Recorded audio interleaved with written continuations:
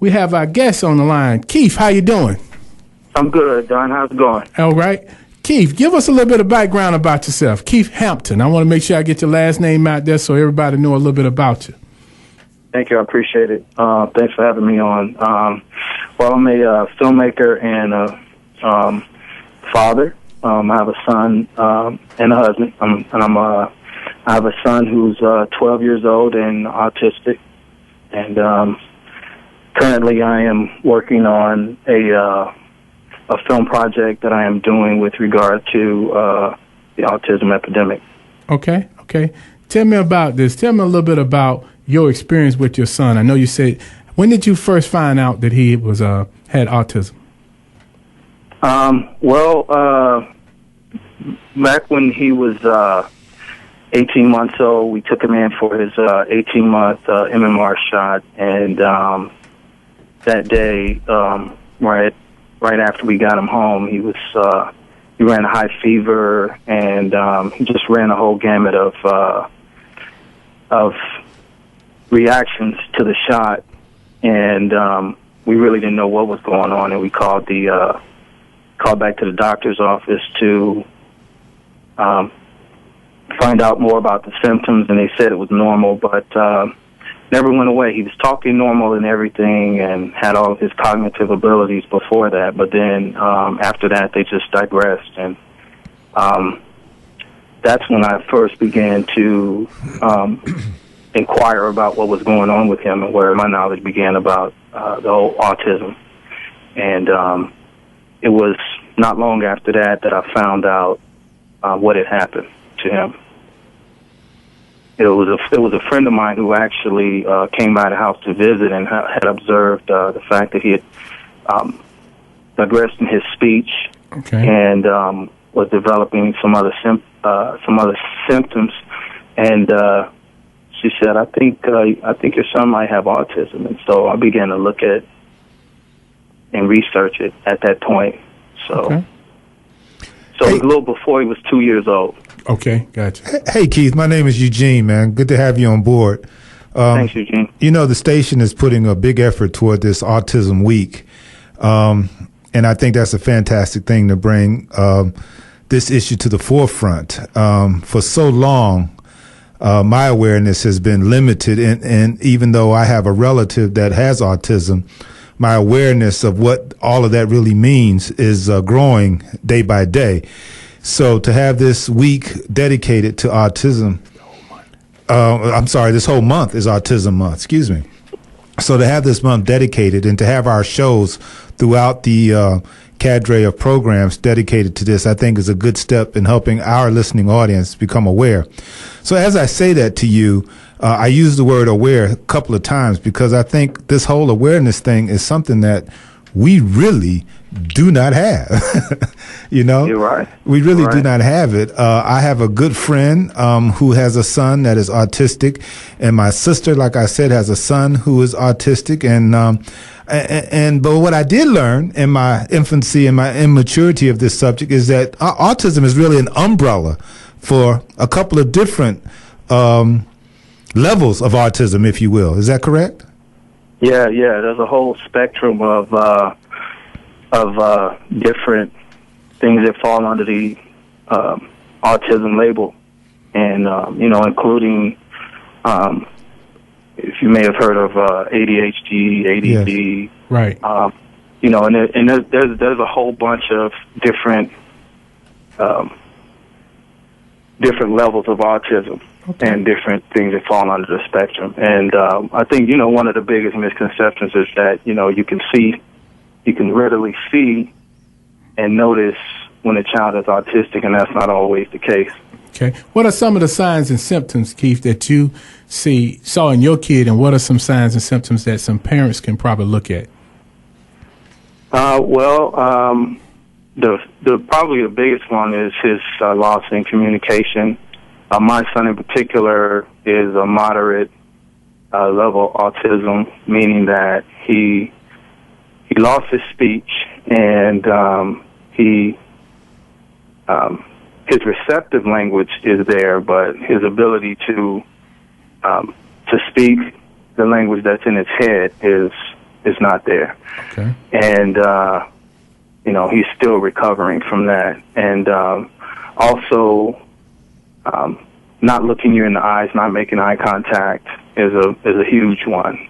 I know before, my son and I, we were bonded. We spent a lot of time together during the days because I was working in the evenings at the time. And when this first happened, that was one of the first things that I noticed, was that he would not look me in the eye anymore. Okay. So that's another big one. I think that on a broader sense, when children have problems focusing, a lot of those symptoms might fall under the autism spectrum. Okay. So focus is a big issue. Speech and communication is another big issue. And those are probably the two biggest ones. Yeah. Some of the challenges that you face and that you have faced with your son, and how you begin to kind of overcome them. Because I know we have people out there that's dealing with the whole autism piece. And so speak to our audience and talk about that a little bit. There's so many different challenges. I mean, when you have a child who's autistic, especially anywhere moderate or higher level, lower level functioning autism than moderate, it really changes your lifestyle. So we've had challenges with his diet, allergies to certain foods, and how he reacts when he eats certain foods, and having to adjust our grocery shopping and that sort of thing, and how we prepare our meals. That's been a challenge. Also, just going back and forth, especially in the beginning with different doctors and trying to figure out exactly what's going on and what we can do to help him. Adjusting schedules for things like therapy, because he goes to speech therapy, and he also does occupational therapy. And then also with being able to get him to tell us when something's going on with him, when something's going wrong. Right. Or when he wants something, when he's hungry, instead it might turn into just signs of frustration from him. Right. Right. And so we had to develop kind of our own way of communicating. We use a mixture of sign language and verbal communication, and also he has an iPad now, so he uses that as a communication device to be able to say a lot of what he wants to say. So, Keith, let me ask you this: is this something that he, as the autistic person, does he develop the language that you have to learn, or do you help him create the language that helps you all communicate? Do you understand my? Are you, are you taking a look at the things that he does that seem to communicate to you, and you say, okay, if I do this or that, then he's going to understand what I'm trying to say to him? Or, is he doing these things to get your attention, and you say, oh, that's what that means?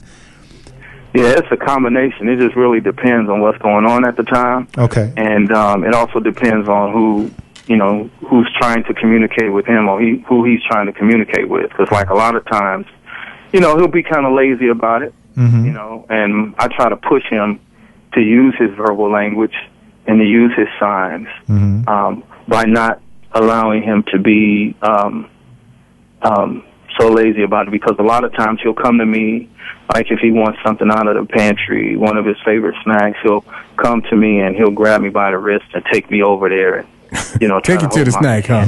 Yeah, exactly. Take me to the snack. And so then I'll take him right back. I know what he wants at that point, so okay. I know when he's communicating it properly. So I'll take him back. I'll go get your iPad and come and show me, because he's learning how to use that device. So he's motivated at that point. Okay, so just help me with a little bit of clarification. What does he do on the iPad that helps this process? He uses one of the autism communication apps. There's many of them out there. Okay.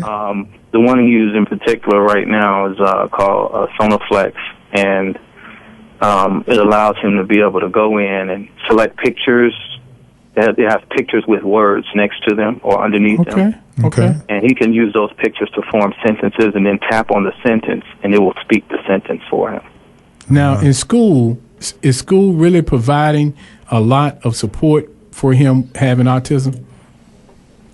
Yeah, he's in an autism class, and the school provides some speech therapy and some occupational therapy, and also provides devices such as the iPad and such for communication in school. Okay. So yeah, there's a lot of, we meet with the teachers and the administrators and and folks as a team to come up with the best plan for him to be able to succeed in his classroom. Okay. Keith, we want to take a little quick break, man. We want to take a break and come back with you. Is that cool with you? Yeah, that's fine. All right. We're going to take a break right now. We'll be right back.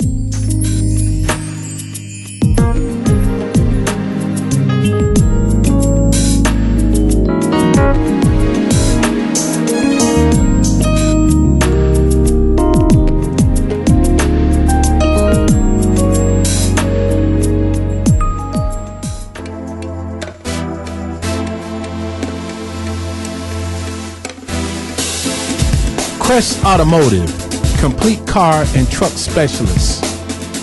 We specialize in tune-ups, brakes, oil change, engine and transmission repair, along with all other major and minor repairs. For more information on Crest Automotive, you can reach us at 770-693-0223. That's 770-693-0223. We're located at 5961 Mableton Parkway in Mableton, Georgia. If you'd like to receive a 10% discount on all major car repairs, mention that you heard this live on Miller on the Mic. And remember, for best at less, go see your complete car and truck specialist at Crest.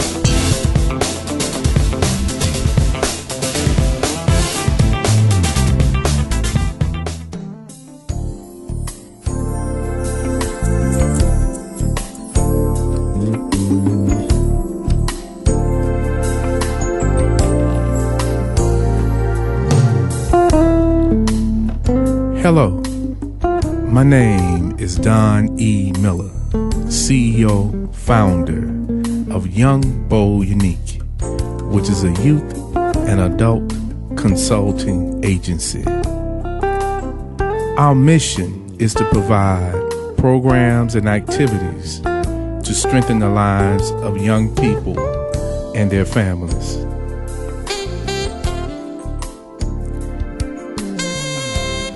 We also provide services that focus on the training and development of individuals in nonprofit, corporate, and private organizations.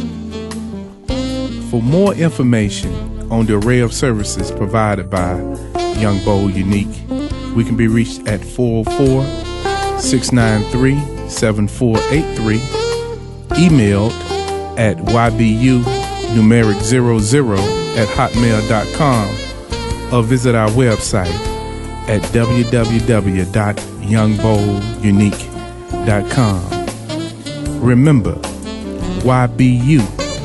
Because you can't be anyone else.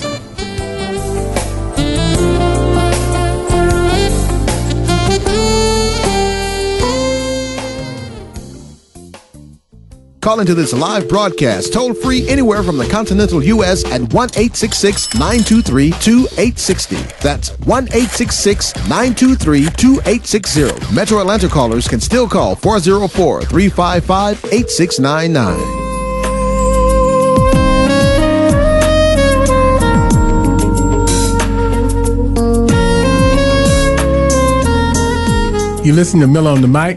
I have my partner in here, Mr. Eugene Phillips with Phillips and Associates. We're doing our normal monthly program called Just Us Guys. We have on our line Keith Hampton. He's also a father with a son with autism, and he's a filmmaker. He's making a feature film on autism called The Spectrum. We have him on the line. We're going to be talking a little bit more about autism tonight. We're going to be carrying this also to next week. But if you want to participate in this dialogue, our call-in numbers are 404-355-8699, 404-355-8699, or 1-866-923-2860. That's 1-866-923-2860. And we're giving away 2 tickets to the Uptown Comedy Corner they have tomorrow night. They're going to have Guy Torrey. So you can win 2 tickets to go see Guy Torrey. He's going to be at the Uptown Comedy Corner, which is going to be tomorrow night. So you can win those 2 tickets if you call in. Keith. Yes. Thanks for hanging tight with us, man. We appreciate you doing that. No problem. Tell me a little bit more about, your film. Tell me about your film. Okay, film's called The Spectrum, for obvious reasons, when it comes to autism. And it's about the impact that the rise of the autism epidemic has on the family and their challenges and triumphs over overcoming what has happened in their life and how it has affected their life. Okay. Keith, I wanted to ask you something. Your wife, how does this affect her? Tremendously. My wife, at the time when my son was being diagnosed with autism, my wife was going through recovery. She was in the hospital. She had just had our youngest son, and right after that, she had a stroke. And so, actually, she went through a period of time when she was recovering her speech, and she had lost her speech, and my son had lost his speech as well. So it was a challenge for the whole family. And one difficulty, I believe, is the physical element. If my son, for example, is going through some frustration, and having some doubts about, how he's going to communicate physically and stuff like that, or, how frustrated he's going to get. That's a challenge. And also with the whole communication piece, that was a challenge, especially in the beginning. Okay. So, yeah. Okay. And how's your wife now? Oh, a lot better. Good, man. Better. My wife is great. Yeah. Thanks, yeah, man. We blessed. We thank God for where we are now. Okay. Hey, Keith, it's Eugene again. So, did I understand that your child is about 12 years old now? Yes, sir. Okay. So, in that process, as you grew with your child and understanding this ailment, at what point did you decide that this film needed to be made, and what is the nature of your film? What are you trying to say with your film?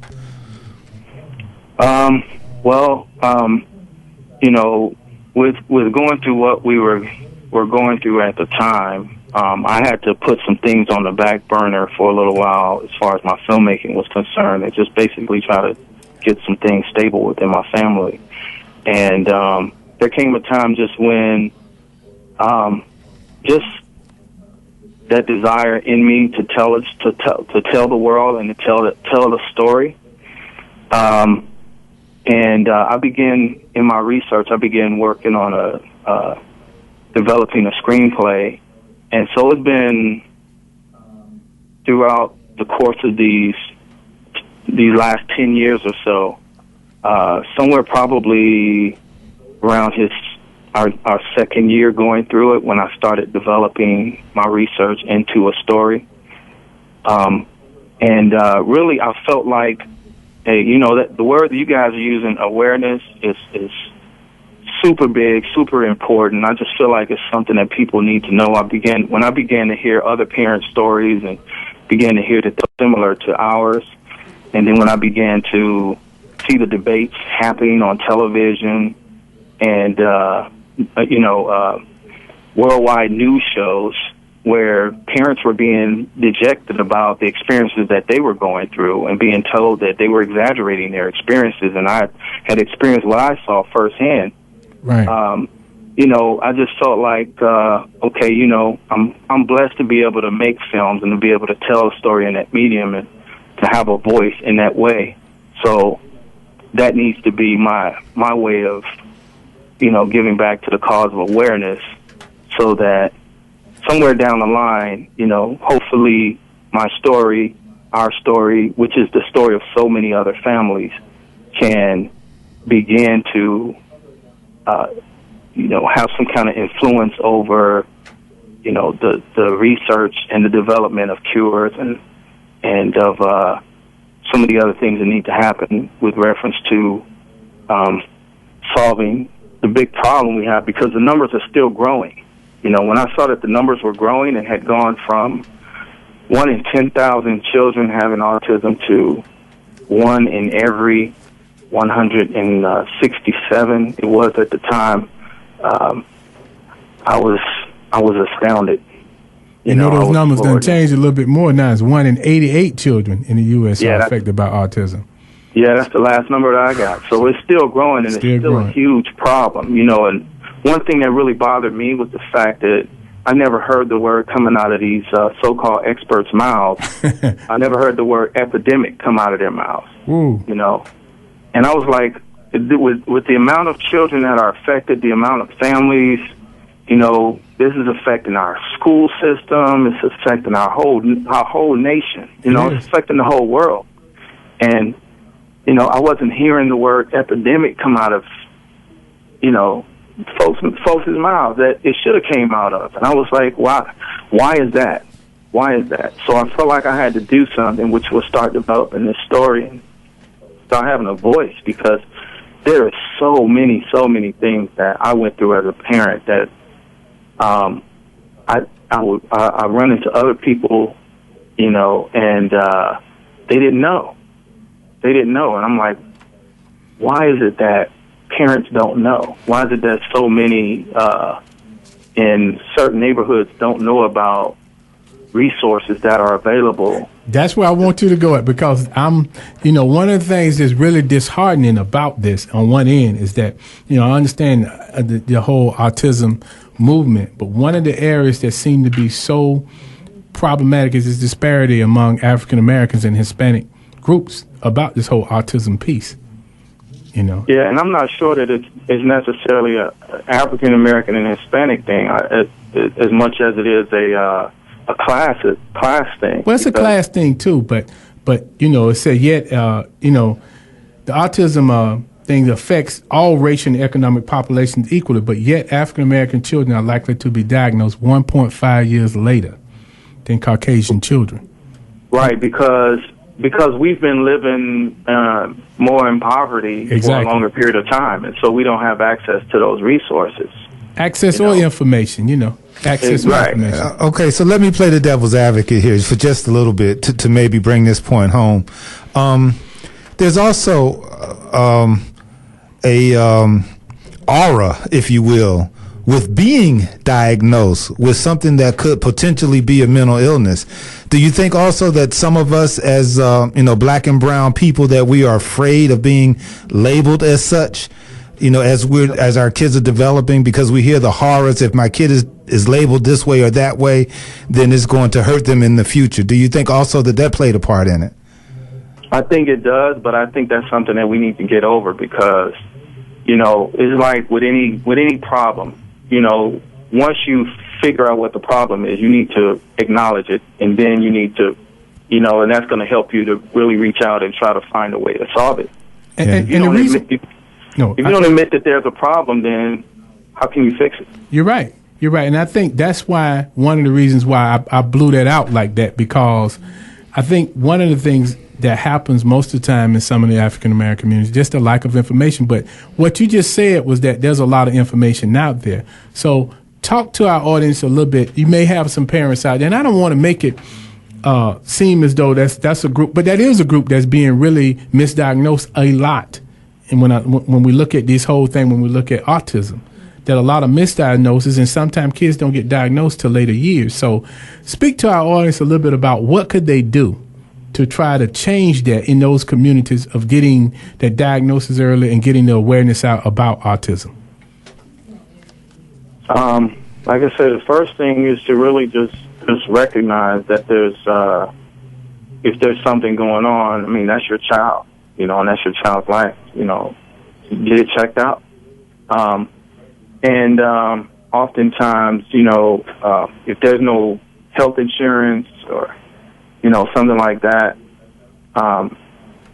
the internet is an incredible resource. Then you have a lot of different organizations and websites related to autism. You can go to one autism website online, and it'll point you to a bunch of other resources. And if you don't have a computer, which there are still a lot of people who don't have a computer in their home. You're right. That are running into the issue. So if you don't have a computer and you can find a way to get to that library and start looking up some of those resources, that's another place. I see the libraries so packed now. Right. With people. And you have to reach out, and we have to communicate with each other, because that's extremely important. And if we're in a position like the one where I am, where I'm aware and I understand and I've been through it, we have to be intentional about finding other people who are in that situation early on and making them aware. Right. We have to let our parents know to be conscious about the shots that they're getting for their child. Ask as many questions as possible. In our case, we decided not to go any further with the vaccinations, because I saw firsthand what it had done to my son. And so, and then know your rights. Know your rights. I'm glad you said that, because my sister, it's funny, my sister, when she started talking about this ailment very, very freely with family members, I began to recognize how really brilliant she really was. Now, I don't know if she was brilliant just because she studied and found out how to take care of her son and how to get him diagnosed and treated, or if she's truly just an intelligent person that I think she is. But I really do know that one of her fights was somebody needs to recognize what I recognize as being wrong with my child, and somebody needs to do something about it. That was early on. And a little bit later than that, she says that she demanded that they put a diagnosis on her kid so that he could receive some of the state-sponsored and federal-sponsored programs that were available to help get them through this. How do you feel about that? I feel like if you know your child. I mean, the parent knows the child better than anybody, and so, that's a part of that piece that I was talking about being intentional. And you have to be courageous too, because there'll be a lot of rejection, and there'll be a lot of challenges behind reaching out to get the resources and to get the information. So yeah, I feel like that's Well, I go on to say that, again, back to what I said earlier, is that we were so afraid at one point to have our kid diagnosed. I remember listening to a gentleman named Kwanzaa Kunjufu and Conspiracy to Destroy Black Boys. And one of the things that he really iterated in that speech was that we have to watch our kids because they are apt to be diagnosed with all of these different things, one of which was ADHD, I think, or T. I may be saying that wrong. Forgive me. ADHD. But ADHD. Okay. And he said, these are the kinds of things that hold our kids back. Now, at the same time, awareness, and this is new awareness since he gave that speech. That was almost 10 years ago. The new awareness is, hey, take a look at my kid for real and see what is really going on with them, because if they have a problem, we need to do something about it. Right, because the other thing is, if you don't have, if there is something seriously going on with your child and you don't have a diagnosis, and you're not getting the services, and you're doing your child an injustice, one thing, and then the other part to that is when it comes to discipline, if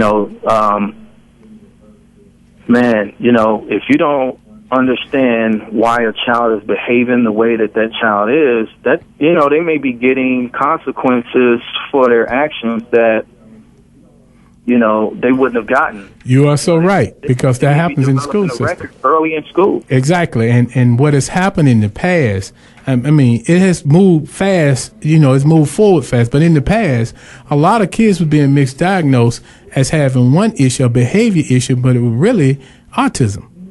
And so what ended up happening for time going, that the kid did not get the services that he needed because it was more perceived that he had a behavior problem, but really had autism, which falls under the mental health piece. So that's why it's so important that, we have you on the show and we put information to let parents know to get their kids diagnosed early.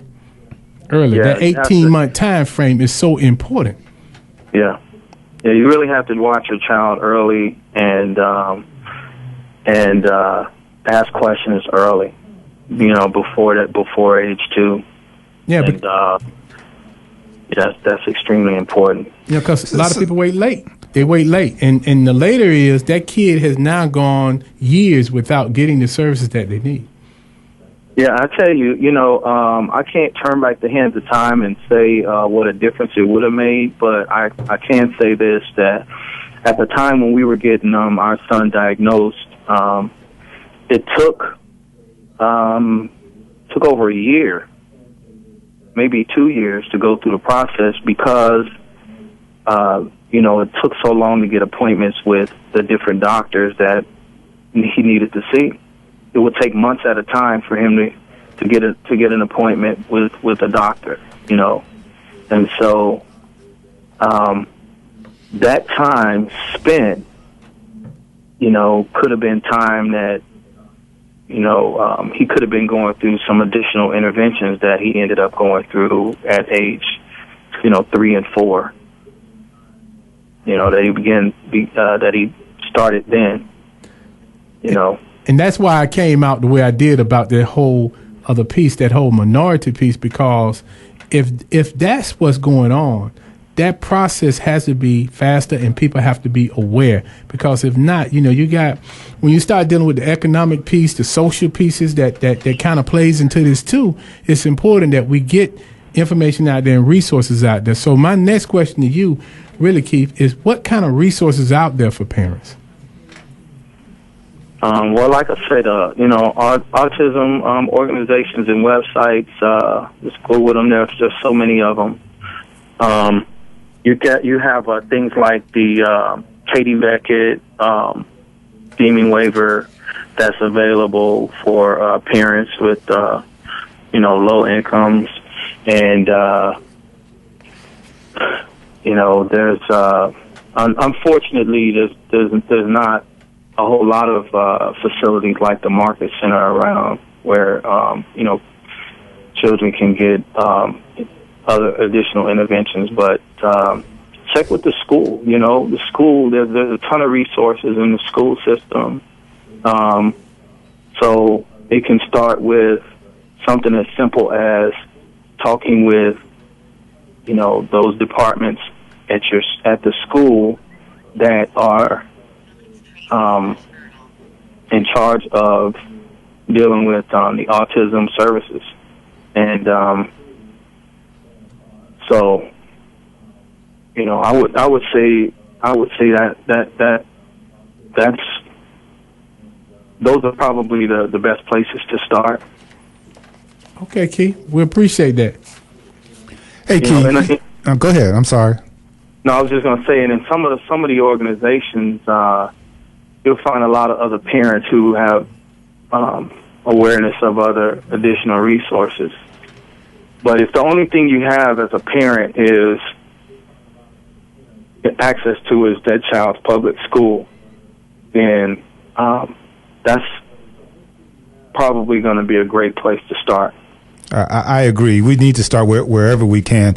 I just want to, in my other show, I host a program called Mind Your Own Business Hour, where we talk about entrepreneurial pursuits.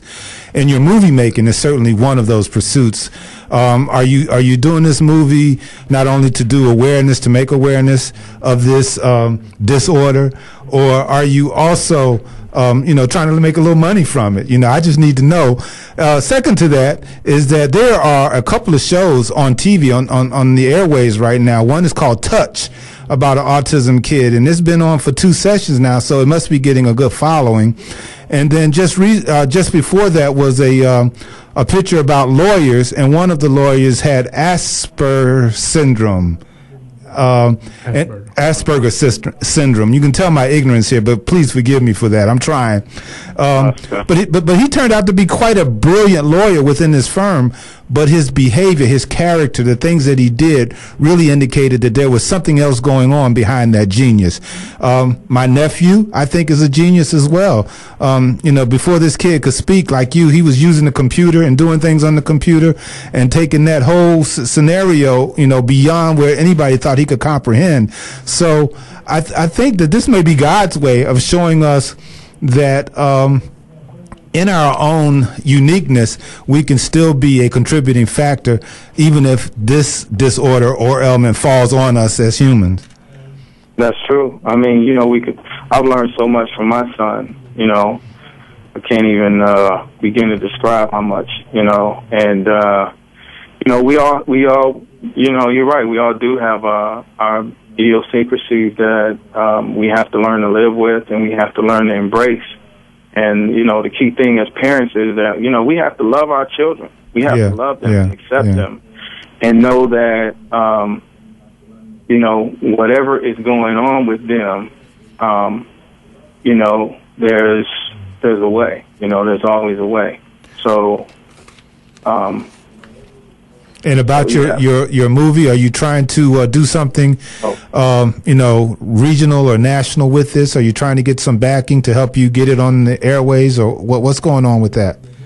Absolutely. I mean, absolutely. I'm working on, going forward right now with getting backing, and I am working on a national level with that. Okay. And one thing I would love to do with the outcome of this film, God's will, I would love to be able for it to make some money and for us to be able to, give back to these communities that don't have the resources and don't have the awareness. That's a big goal of mine. Fantastic, man. Fantastic. And with anything else that I do in the future, that's a huge goal of mine. And we want you to get big time, man. We call on you. We can't even get it. We can't get an interview like this. And you'll have an open invitation to come back to either one of these programs that we do. We'd love to have you on and talk more about the movie and where it's going and how it's affecting folks. So always know that you have a welcome seat here at the mic with us. I'd always love to come back. Okay. And I appreciate it. I appreciate you bringing me on. Hey, Keith, get that website out where they can go to for the actors, autism, how they can donate. Do you have that? Hold on a second. Which one? I think there's a website that y'all have called actorsforautism.org. Isn't that correct? Where the people can go and donate to the cause? Yeah, that particular I'm not aware of that one. Okay. But you can go to Autism Speaks. Autism. You can go to Autism Speaks. Yeah, okay. That's a big one. Yeah. And you can donate that way and contribute to the cause. And as far as my website for the things that I just mentioned, I wanted to do with my film in the future. That's in development, and hopefully, I'll be back and I can share that with you guys. Yeah, please do, man. Please do, Keith, man. We appreciate you, man. Your family's in our prayers, man. We're glad that you was willing to come out, talk about the whole thing about autism and your son. Because sometimes people don't like to get their self-disclosure, and so I appreciate you doing that, man. I appreciate you being in that position to try to help others. So we really appreciate you sharing your time with us, man.